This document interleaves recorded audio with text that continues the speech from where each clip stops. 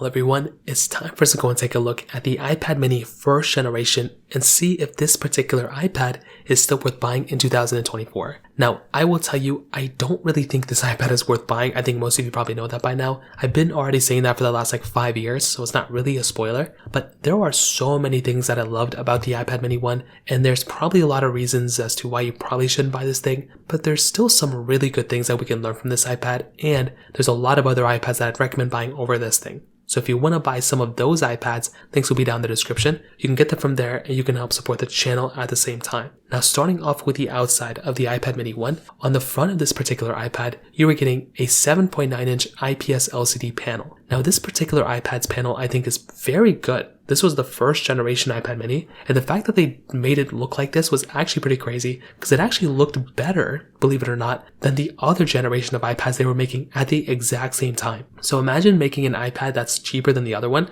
that looks better than it. It was crazy to me, and that's one of the advantages you were getting when you were actually buying something like the iPad mini. I remember back in 2000 and this one came out in 2012. I remember in 2013 and around that time where Apple was making these types of devices, I saw so many advertisements and things about people playing pianos on their iPad mini 1, and it was so cool and I really wanted one. And I don't really know why I never got one. I mean, I'm glad I got a MacBook instead of an iPad, but with the iPad mini 1, it was still kind of a super crazy thing that it looked like this with the thin bezels on the side. I could talk about the front all day. That was kind of one of its biggest advantages, was the smaller size display. And you were also getting a front camera. At that time, there weren't a lot of crazy iPads, there weren't a lot of models of iPads, and I think only one had a front camera, and this one had a front camera too, which was a really cool thing. So back in 2012, which was the same year I think the iPhone 5 came out, you were basically getting this iPad mini. So it looked pretty cool. On the bottom, you're getting a lightning port, which again looked pretty good. I think it is a good functional port. You're also getting a headphone jack in this particular iPad as well. So that's some really cool stuff going on for this particular device. And I would definitely tell you, just from the I/O, it basically matches what we have on most iPads nowadays. On the backside, complete flat back. So nothing else super insane going on here. It's, again, more or less what we expected. And again, having this type of capability of just having a flat back was nice. I think a lot of tablets at that time had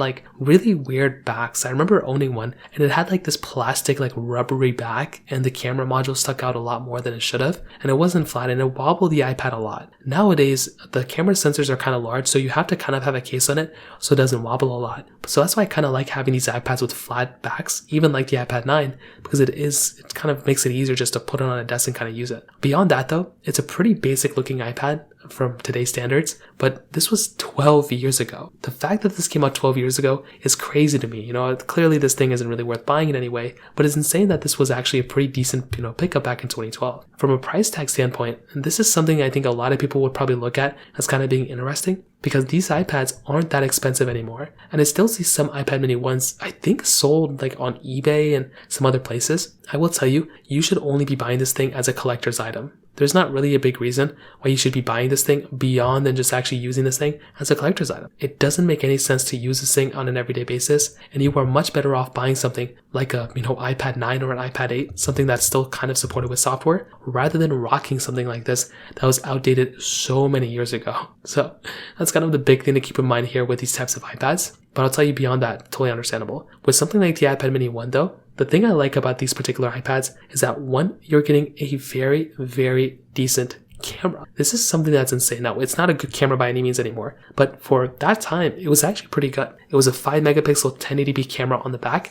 and a 1.2 megapixel front facing camera. So you can do 1080p on the back, you can do 720p on the front. It's it's more or less what you'd expect. It's not that great of a camera anymore, but at that time, it was actually pretty insane and pretty interesting to me, because you were actually able to go ahead and essentially use this particular device and have a built-in camera in it, which was very surprising. Having a camera inside of your iPad at that time was kind of unique. There weren't really a lot of iPads that had cameras at that moment, and this one, having that type of capability, again, was a super cool thing, and that was a very awesome thing going on for this particular iPad at that moment. So without a doubt, this camera isn't that great anymore. It is a severely outdated camera when it comes down to it, but if I'm going to go ahead and buy an iPad and kind of use it for some things here and there, I'm actually still pretty happy with the way this camera performs. Again, very laggy, very glitchy, not that many features built inside of it, but once again, it's still kind of nice to have an iPad like this that has some capability from that perspective. So from the camera side, that kind of covers it up there. Now, moving on to the software side of things, this device hasn't really been, updated with software in a long period of time. So this thing started off on iOS 6 it did end off on iOS 9.3.5, and that was so many years ago. That was not today, that was not yesterday, that was many, many years ago. So if I'm about to go ahead and buy a device like this one, I'm definitely going to tell you, you're definitely going to be getting a very outdated version of software in most ways that you could possibly think. iOS 9, I don't even remember when it came out. It had to have been like 8 years ago? So that would have been around the same time, the iPhone 4S also got discontinued with software. The iPhone 5 went all the way up to iOS 10. So again, the fact that this thing was discontinued with software that long ago shows that nobody should be even thinking or planning on buying this particular device. But I will say, it is very interesting because iOS 9 was a pretty decent version of software. There were lots of advantages of buying something like back and using a device that was on iOS 9 back at that time. So again, totally understandable. But in this day and age, there shouldn't really be any reason why anyone should be purchasing a device that is on iOS 9 anymore. So keep that in mind from that perspective. I will tell you though, with something like, the iPad mini 1, it's still insane to me how decent of a job the performance is for a device like this. This thing had that Apple A5 chip inside with 512 megabytes of RAM. It is crazy to me that devices like this, still actually perform okay. You have to remember, with something like, a device like this, the fact that it basically had, 512 megabytes of RAM is insane to me. That's a very low amount of RAM to have inside of this type of device. And if you're going to be getting a product, you probably want it to have some sort of, you want it to be as good of a performing device in every single way. And this thing is a very slow performing device in most ways. So once again, if you're going to go ahead and purchase a device, you are probably going to go ahead and get one. I will tell you that if you're going to go ahead and get a device, there's probably going to be lots of reasons why you probably shouldn't want to use this thing on an everyday basis. This thing is not only severely slow, but also because of its software, it is very, very outdated. Meaning, there's just not a reason to go ahead and buy this thing because it's already outdated with software. So not only are you not able to basically use this thing and all the features of iOS 10, 11, 12, 13, so on and so forth, you're also not going to basically be able to use the features and download applications for the last 10 years. So there's been so many years of iOS updates and improvements,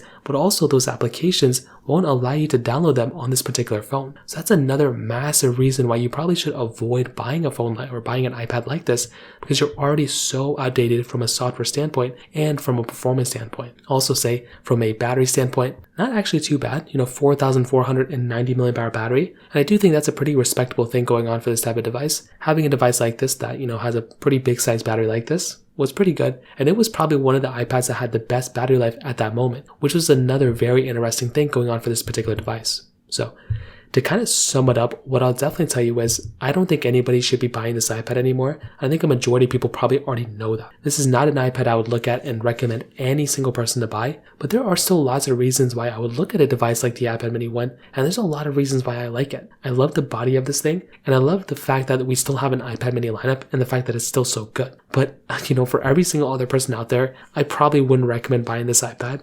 At the very least, I'd recommend buying an iPad 8th generation or an iPad mini 5. Beyond that, you're probably better off not purchasing any iPads that are probably older than that, to be honest. So that kind of covers it up there. If you have any other thoughts or questions, let me know in the comment section below. The like button, that would mean so much, but definitely hit that subscribe button. More importantly than everything else, I love every single one of you guys. Hopefully I'll catch you guys in the next video. Peace out till then.